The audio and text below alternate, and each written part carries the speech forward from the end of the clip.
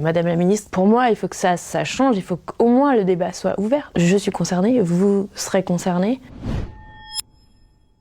Je suis Manon Bril, je suis vulgarisatrice sur Internet, j'ai une chaîne YouTube qui parle d'histoire. J'ai perdu ma mère cet été, j'ai fait un thread Twitter pour parler de la toute fin de vie et comment c'était difficile et comment pour moi, il y a un gros problème au niveau des hôpitaux qui en ce moment sont en colère et l'expriment. Nous, on a su que ma mère était malade en janvier 2018. C'était vraiment évidemment une bombe atomique dans ma vie. Le manque de moyens qu'il y a pour accompagner les patients comme il faut, on l'a vraiment vécu, je trouve. Il y avait des gens qui ont été extrêmement rassurants, mais il y a eu aussi plein de gens qui étaient, ça se voyait, extrêmement stressés, qui n'avaient pas beaucoup de temps à nous accorder. Et c'est vraiment pas eux que je blâme du tout, mais le fonctionnement fait que je pense que c'est pas possible pour eux de bien travailler. J'ai aucun doute sur le fait que ça leur fait pas spécialement plaisir que ce soit comme ça. On était très paniqués, on avait des fois des informations contradictoires.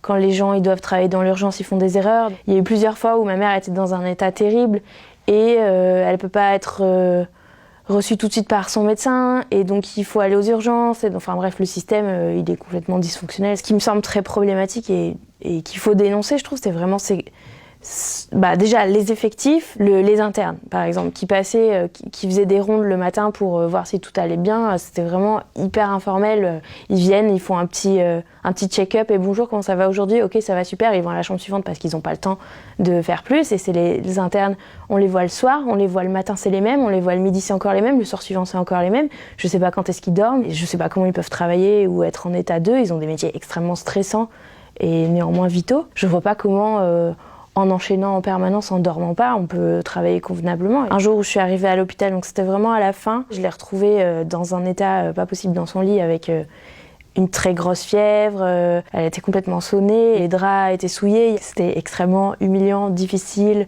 Et l'infirmière m'a dit oui, j'appelle le médecin. Et donc j'ai dû attendre, je sais plus, une demi-heure, trois quarts d'heure, il me semble, en étant totalement en larmes à son chevet, en sachant pas si elle était en train de décéder. Je savais pas si je devais appeler ma famille en panique pour leur dire que là c'était la fin et qu'il fallait qu'ils arrivent vite, ou si c'était quelque chose de bénin et qu'il fallait pas s'inquiéter, parce qu'on a eu plein de fois où on a eu très très peur et en fait c'était pas si grave que ça. Et là, on n'osait pas forcément poser les questions de est-ce qu'il y a vraiment un espoir ou non. La fois où vraiment j'ai posé concrètement, c'était à la toute fin, parce que là elle était dans un état, elle était complètement déformée par la maladie.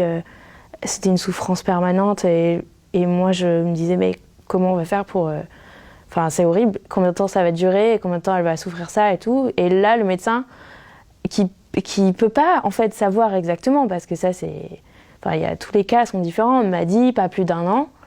Et là ma mère a répondu que ça allait être très long. Et en fait ça a duré qu'une semaine. À partir du moment où le médecin a dit ça, elle avait pas envie d'avoir 1 an de souffrance comme ça du tout. Ma mère elle était pas du tout pour l'acharnement thérapeutique. Je sais qu'elle avait très peur de mourir parce que du coup, chez nous, on pense pas qu'il y a quelque chose après, donc ça lui faisait très peur.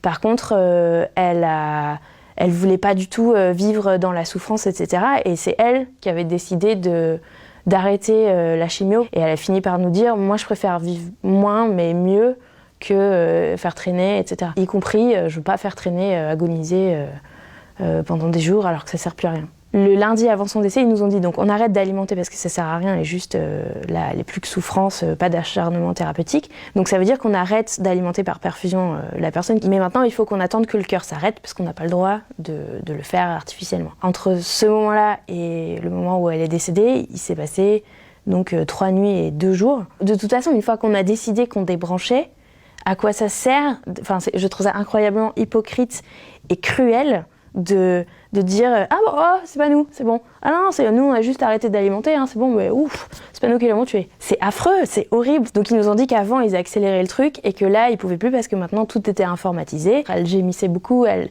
se mettait à crier d'un coup de douleur. Bref, elle était dans un état pas possible. Elle avait une énorme jaunisse à cause de la maladie, donc elle avait toute la peau d'une autre couleur.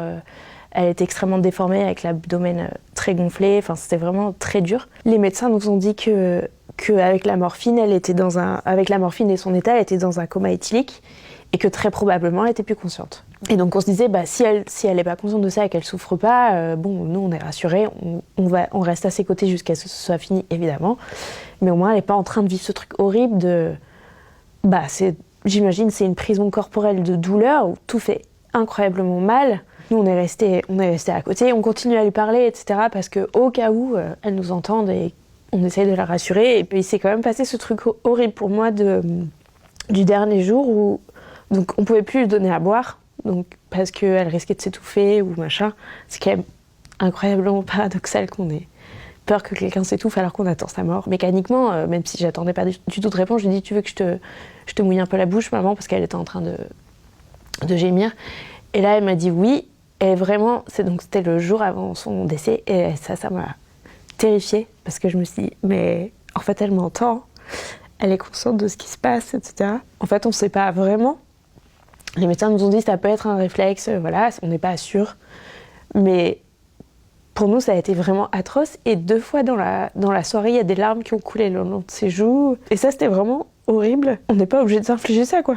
On n'était pas obligé de faire ces 3 jours-là particulièrement difficiles. Alors, avoir le temps que la famille puisse dire au revoir, etc. Ok, mais tout le monde avait déjà été alerté parce que son état était très avancé, donc tout le monde était déjà là, était déjà venu et tout. Madame la ministre, si jamais vous entendez ce message, pour moi, il faut que ça change, il faut qu'au moins le débat soit ouvert, au moins ça, qu'on puisse avoir le choix de partir en accord avec nos convictions de vie, etc. Je dis pas qu'il faut imposer l'euthanasie aux gens qui n'en veulent pas, hein. Attention, surtout pas.